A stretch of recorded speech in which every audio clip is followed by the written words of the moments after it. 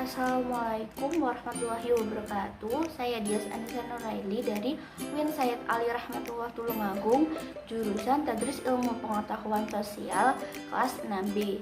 Saya di sini akan menyampaikan materi pembelajaran kelas 8 semester 1 KD 3.2 dan 4.2, yaitu materi tentang pengaruh interaksi sosial terhadap kehidupan sosial dan kebangsaan, dengan subbab materi yaitu mobilitas sosial. Yuk disimak materinya sama-sama. Assalamualaikum warahmatullahi wabarakatuh. Halo adik-adik, gimana kabarnya? Semoga sehat selalu ya. Pada kesempatan kali ini kita akan membahas materi bab 2 terkait pengaruh interaksi sosial terhadap kehidupan sosial dan kebangsaan, dengan subbab materi mobilitas sosial. Yuk kita belajar sama-sama. Sebelum memulai pembelajaran, kita harus mengetahui tujuan pembelajaran terlebih dahulu. Melalui pembelajaran ini, peserta didik diharapkan mampu untuk 1. Mendeskripsikan pengertian mobilitas sosial dan contohnya dalam kehidupan sehari-hari. 2. Mengidentifikasi bentuk-bentuk mobilitas sosial. 3. Mengidentifikasi faktor pendorong dan faktor penghambat mobilitas sosial. 1. Pengertian mobilitas sosial. Apa sih mobilitas sosial itu? Mobilitas berasal dari bahasa Latin yaitu mobilis, yang berarti mudah dipindahkan atau banyak bergerak dari satu tempat ke tempat yang lain. Sedangkan kata sosial bermakna bahwa seseorang atau sekelompok warga dalam kelompok sosial.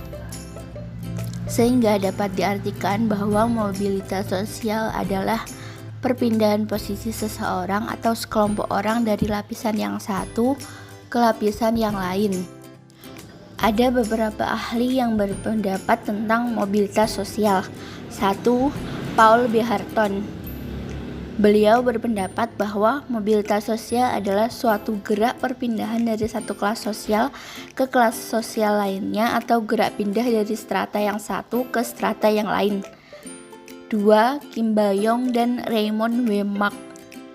Beliau berpendapat bahwa mobilitas sosial adalah suatu gerak dalam struktur sosial, yaitu pola-pola tertentu yang mengatur organisasi suatu kelompok sosial.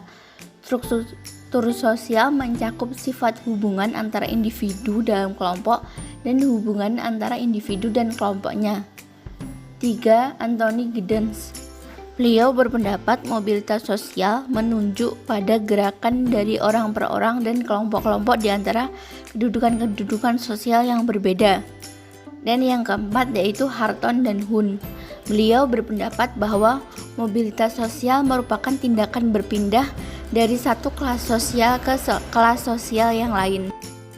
Seseorang yang mengalami perubahan kedudukan atau status sosial dari suatu lapisan ke lapisan lain, baik menjadi lebih tinggi maupun menjadi lebih rendah dari sebelumnya atau hanya berpindah peran tanpa mengalami perubahan kedudukan, disebut sebagai mobilitas sosial.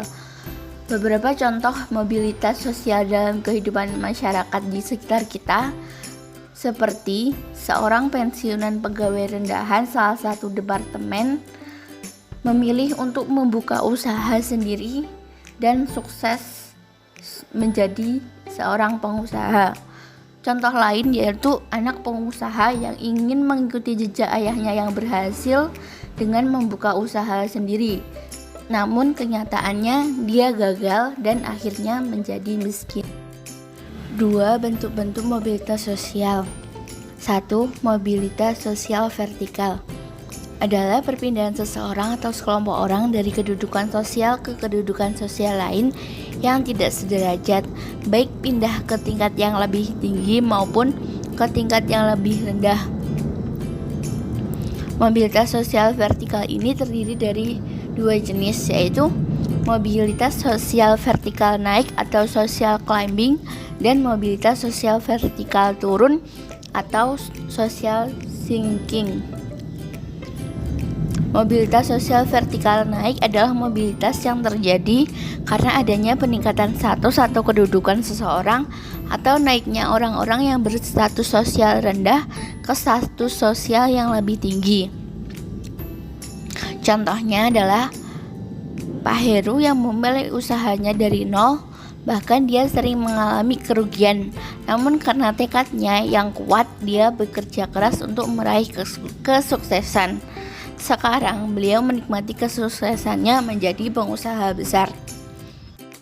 Sedangkan mobilitas vertikal turun adalah proses penurunan status atau kedudukan seseorang. Contohnya adalah Gayus yang merupakan seorang anak dari pengusaha besar meneruskan usaha ayahnya.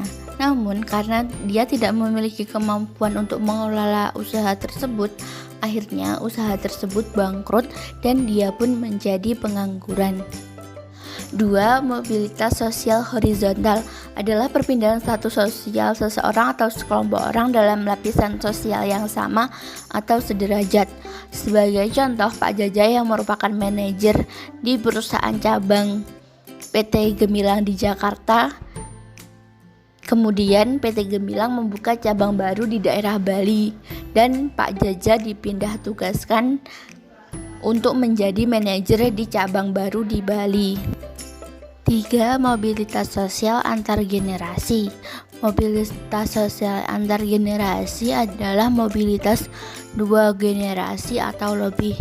Ada dua jenis mobilitas antar generasi, yaitu mobilitas antar generasi naik dan mobilitas antar generasi turun.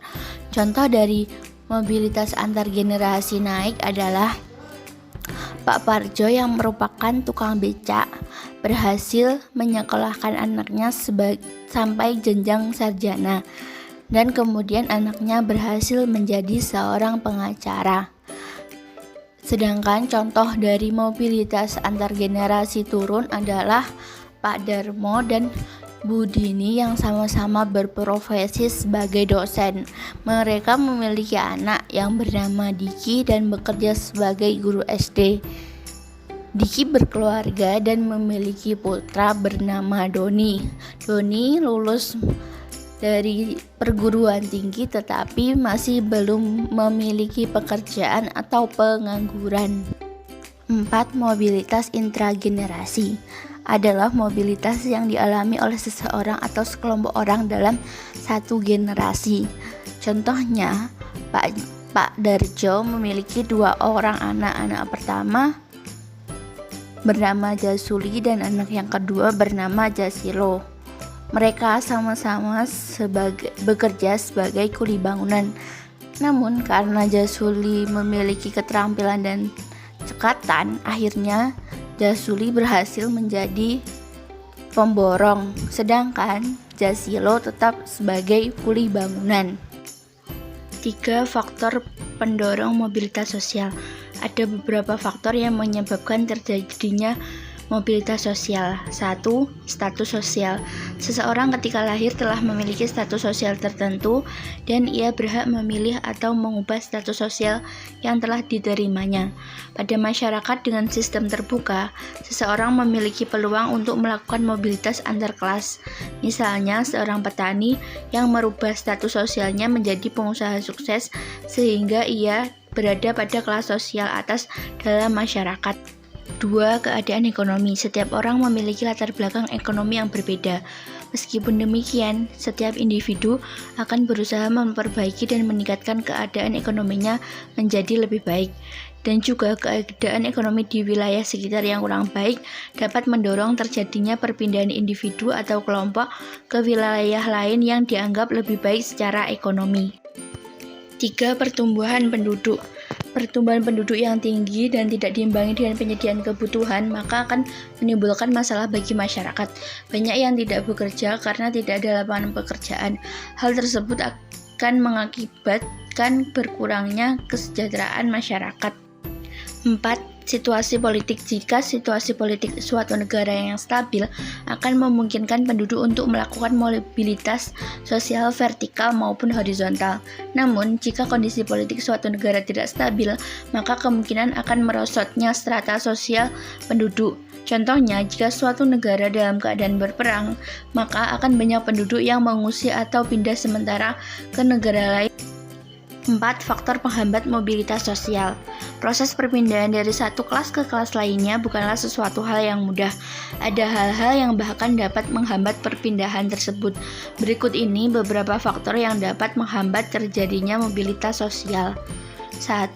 Diskriminasi ras dan agama.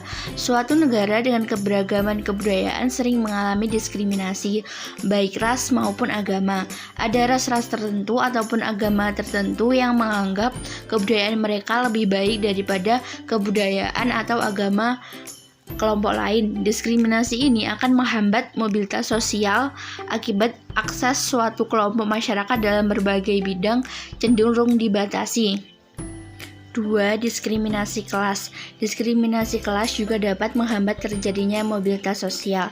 Sebagai contoh, pada masa penjajahan Belanda, sekolah formal tidak dapat diikuti oleh anak-anak dari rakyat biasa. Mereka yang boleh bersekolah hanya keturunan Belanda, warga asing, dan kaum bangsawan pribumi yang diduduki oleh pemerintah kolonial. 3. Pengaruh sosialisasi kelas sosial.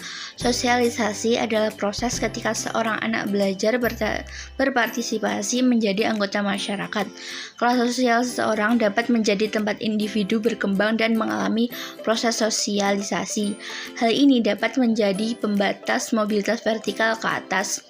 Sebagai contoh, anak-anak dari kelas ekonomi rendah cenderung hidup dalam lingkungan, nilai, dan pola pikir yang umumnya ada dalam masyarakat kelas bawah. Pengaruh sosialisasi yang kuat dari lingkungan tersebut cenderung mengukuhkan sang anak untuk hidup dengan pola pikir masyarakat di lingkungannya. 4. Perbedaan jenis kelamin. Dalam masyarakat, jenis kelamin juga berpengaruh terhadap mobilitas seseorang. Prestasi, kekuasaan, status sosial, dan kesempatan untuk maju, biasanya pria cenderung dipandang lebih tinggi derajatnya dan lebih mudah mengalami mobilitas sosial daripada wanita. 5. Kemiskinan. Kemiskinan merupakan suatu keadaan yang dapat membatasi kesempatan seseorang untuk berkembang dan mencapai status sosial tertentu. Sebagai contoh, seseorang yang tidak dapat melanjutkan sekolah karena orang tuanya tidak memiliki uang untuk membiayai sekolahnya. Keadaan tersebut membuat seseorang sulit untuk melakukan mobilitas vertikal ke atas. Baiklah adik-adik, itulah sedikit penjelasan materi terkait mobilitas sosial. Semoga video ini dapat bermanfaat dan menambah pengetahuan adik-adik semua. Semoga kita dapat bertemu lagi di lain kesempatan. Terima kasih. Wassalamualaikum warahmatullahi wabarakatuh.